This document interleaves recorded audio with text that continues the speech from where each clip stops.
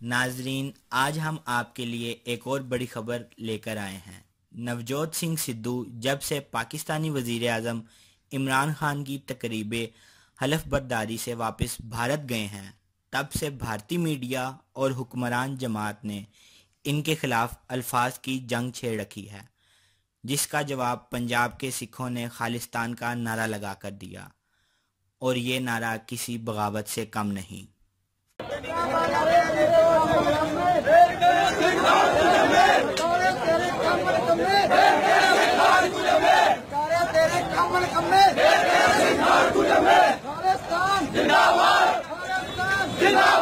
मेरी जंग मेरी जान खालिस्तान खालिस्तान, मेरी जंग मेरी जान खालिस्तान खालिस्तान, जिंदाबाद खालिस्तान जिंदाबाद।